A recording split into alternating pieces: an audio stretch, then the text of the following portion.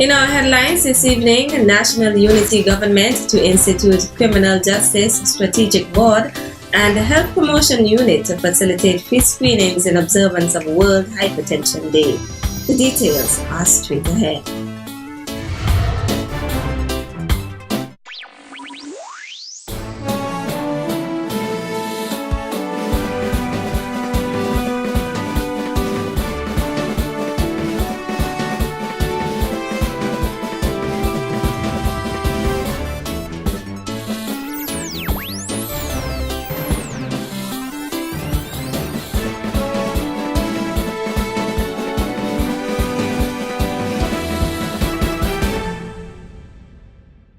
Good evening and welcome to the Nevis Newscast. Today is Monday, May 18th, 2015. I'm Donis Wilkinson Keynes.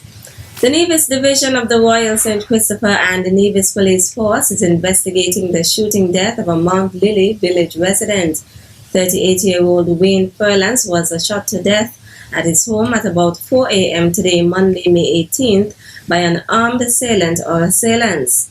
Furlance reportedly received multiple gunshot wounds about his body. He has been the victim of 2 previous shooting incidents as well. He was reportedly shot in the mouth during a verbal altercation with another man in February of 2014 at a popular bar in Charlestown. In January of this year, an unknown assailant or assailants fired a number of shots at his home while he was inside. The UK consultants with extensive experience in training and intelligence are presently in the Federation, working closely with the Royal St. Christopher and the Nevis Police Force as one team focused on keeping the Federation safe. That assertion was made by the Governor-General's Deputy Tapley Seaton as he delivered the throne speech at the May 14th opening of the National Parliament. The speech noted that public safety is not just a police issue, hence the reason the government will institute a Criminal Justice Strategic Board. This board will comprise all stakeholders in the criminal justice system: the police, the DPP, the prison superintendent, the Chamber of Industry and Commerce, representatives of faith-based organizations, the NGO community, and education, working as a team to change the culture of crime fighting in our federation. We must save our young men. They are our sons, brothers, husbands, and fathers. The government will partner with the private sector, churches, fraternal organizations, and other non-governmental organizations, NGO, to first develop and maintain programs for at-risk young men. Our teachers also need to be trained to be alert and sensitive to behavioral changes in students, particularly in male pupils. We must also strengthen our families. The family network is eroding, and government can play a positive role in re-establishing the foundation for strong families. As noted in the throne speech, the National Unity Government will have a zero-tolerance policy as it relates to crime and the perpetrators of criminal behavior. It referred to Acting Commissioner Stafford Leiber's aggressive short-term plan to address some of the pressing crime issues facing the Federation. Steps have led to increased participation from the public. The Team Unity government, Mr. Speaker, is so grateful for bold steps taken by our officers and by the citizens and residents of this great federation to keep our neighborhoods safe. This has led to intelligence regarding drugs entering our ports, and arrests have been made. We have stopped attempts to smuggle illegal substances into our prisons. Arrests were also made in this instance. Moreover, positive inroads have been made regarding homicides and shootings that will result in the arrest of a number of persons. Again, Mr. Speaker, we will not allow a few bad apples to spoil the batch. We are not happy or joyous when we must arrest individuals who decide to choose criminal behavior instead of participating in the prosperity that is being prepared for them. However, our priority is to ensure that everyone is safe in our federation. Other measures include expanded use of the police command vehicle, the full operability of CCTV, a number of covert operations, including increasing the number of officers and walkthroughs by the police high command in hotspots around the Federation. The Health Promotion Unit will be hosting a free health screening on May 22nd in observance of World Hypertension Day. The theme for World Hypertension Day 2015 was Know Your Numbers. Every year, May 17th is dedicated to increasing awareness on hypertension. Hypertension, also known as high blood pressure, is diagnosed when a person's blood pressure rises above 140 over 90 milligrams of mercury for several doctor visits. A person with hypertension can suffer from stroke, heart attack, or even kidney disease. Risk factors such as age, obesity, family history, alcohol consumption, or salt intake can all contribute to hypertension. So this Friday, May 22nd, the Health Promotion Unit at the Ministry of Health will offer free health screening in the Memorial Square between 8:30 and 12:30 p.m. Health educator at the Health Promotion Unit, Renelle Daniel. She is encouraging persons to take advantage of the opportunity to get screened. We will be testing blood sugar, blood pressure, and body mass index, which is your height and weight. So join our fight against high blood pressure or hypertension, because knowing is always better. I'll see you on Friday. World Hypertension Day was inaugurated in May 2005. Its purpose is to promote public awareness of hypertension and to encourage citizens of all countries to prevent and control the silent killer. Meantime, according to community health nurse manager Nevis Daniel, screenings as well as counseling on how to control hypertension is offered at all of the island's health centers. Coming up, tell the folks on Nevis why they must be at the Cotton Ground Community Center on the 20th. The details after this break. Taxes are the lifeblood of a nation. Feel good about what your tax dollars do in Nevis. As a responsible citizen, your tax dollars protect our environment. Pay your taxes on time. This message was brought to you by the Inland Revenue Department, Nevis. Be a responsible citizen.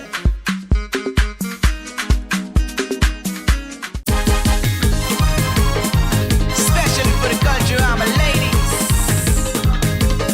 The nice Nevis girl living on. It's sweet. Ladies, you ready? Come show me that you're ready.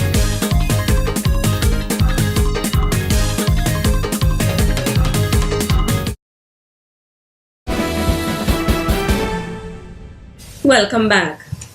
The St. Kitts Nevis and Guerrilla Trading and Development Company TDC group of companies is now accepting applications for the 2015 Michael L. King Scholarship Grant, which is open to nationals pursuing higher education.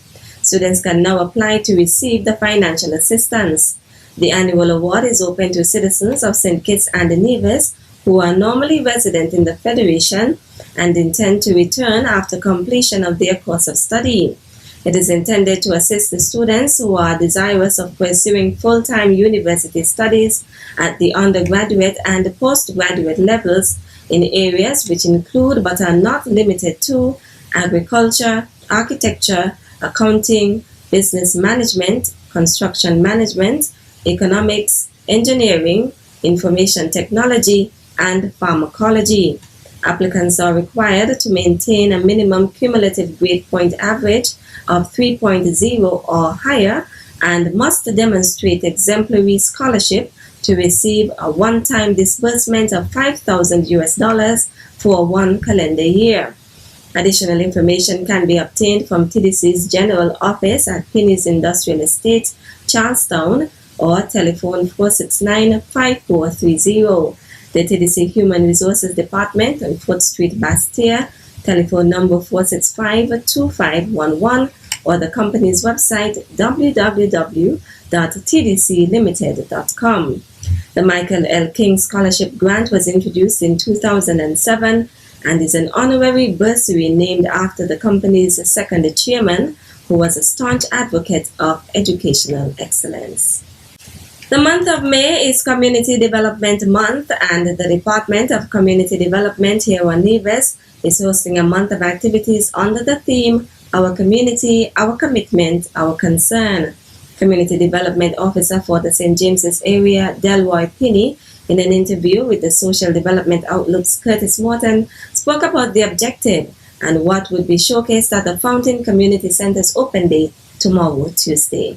The focus in the Windward area, which we call St. James, would really be trying to encourage the general public, giving them an idea as to what goes on in the community centers, some of the activities that take place during our camps, art and craft, and a whole variety in the different areas. The whole activity at Fountain, that special day is on the 19th of May. Fountain being one of those villages that depend a lot on fishing. And so you'll see quite a display of that, your fishing pots, a lot of pictures of the different personnel who would have contributed to the development. Also present was Community Center Manager for the Fountain Community Center, Kathleen Liebert. The date for the Fountain Community Center will be the 19th of May from 9 to 8. Come on out and enjoy what we have on showcase. Thank you. Meantime, Community Development Officer Chesley Davis announced the activities for the Cotton Ground Community Center Open Day on Wednesday. We'll have a display on sporting personalities, not only just from the adults, but also for the primary school. You know, St. Thomas's Primary School is very active over the years. So that we have wall displays, those personalities. Pictures and so on. Right. Profiles and stuff like that. We're also starting the Hall of Remembrance. We'll have past teacher, the late Ines France, and the late Alice Nisbet as well. They'll be starting the Wall of Memory. There's also will be demonstration and promotion of karate. Karate, one of the activities there with Ms. Paxton and Dr. George and so on the Wednesday afternoon.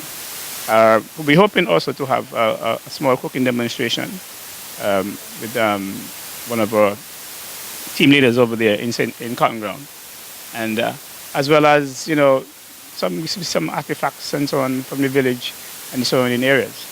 Davis is urging community members to visit the center on its open day. Most of the days will start at midday, 12 o'clock, and go down to 8 o'clock. And maybe we want to raise some funds as well, have a little sale of popcorn and a movie to end up the day. Community Development Officer Chesley Davis.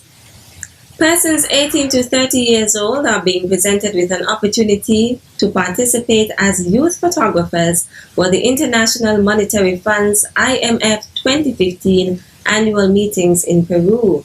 The IMF has announced a photo contest to highlight the economic and the social challenges and the potential of Latin America and the Caribbean as seen through the eyes of young people from the region, including St. Kitts and Nevis. Photos can be submitted until June 30th, 2015. All submitted photos must fit one of the contest themes: how young people see the economic and the social realities of countries in Latin America and the Caribbean, and their creative ideas for a better future. Each photograph must include a description of no more than 150 words that explains how the image captures a contest theme. Online voting will run from July 1st to 31st, and a panel of judges will select the finalists. The top 6 finalists, 3 from 2 categories, the snapshot category for low-resolution images and the photographer category for high-resolution images, will be announced on September 17th. In reviewing the photographs, the judges will take into account the contest requirements and the themes and consider originality, the country of origin of the photographer, gender, and cultural diversity. The 6 finalists will be invited to participate as IMF youth photographers for the 2015 annual meetings in Lima, Peru, where 2 winners, one from each category, will be announced. For more information, interested individuals can visit www.imf.org. That's it for this evening's edition of the Nevis Newscast. On behalf of all of us here at the Department of Information, I'm Donis Wilkinson Keynes saying thank you for viewing tonight's newscast. Good night.